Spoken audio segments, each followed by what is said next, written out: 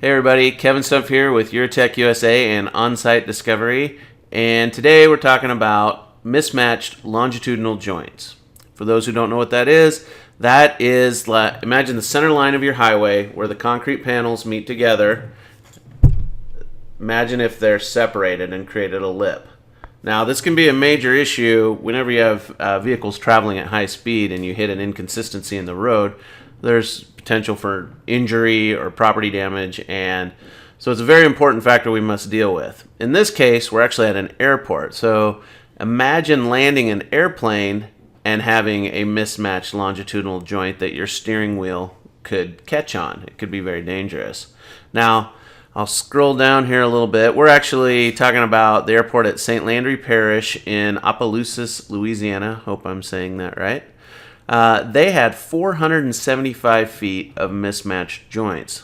This picture here shows the mismatched joint. This can here is simply for a visual reference. Now, they were experiencing up to 1.5 inches of settlement on one side versus the other. So imagine these 2x4 blocks here. They're 1.5 inches wide. That is the size of the lip that was on the longitudinal joint.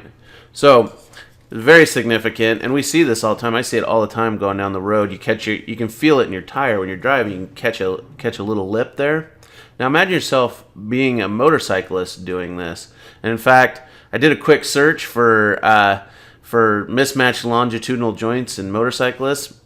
Hardly anything came up, but I figured out that the legal profession calls them edge brakes. So you do a search for that, and you get a lot of legal firms talking about the dangers to motorcycle drivers with mismatched longitudinal joints. So the legal profession has figured out that this is a major issue. So what we have is a solution to that without excavation. So what we'll do is we'll come into the location, we'll perform dynamic cone penetrometer testing. And if that's basically a quick test to see the load-bearing capacity of the soil underneath it, kind of identify where the problem lies underneath the concrete. If you want to learn more about that, click the link above here, and it'll take you to a video that just explains that. So, moving on, what we did in this case, we had 5 days to treat 38 slabs. After 3 days, we ended up using about half the estimated quantities. So after 3 days here, half the estimated quantity.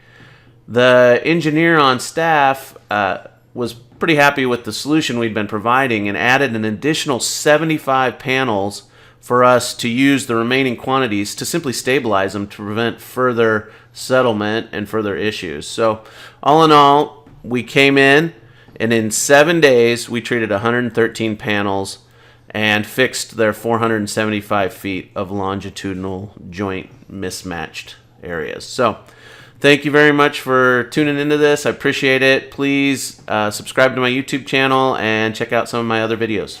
Thanks a bunch.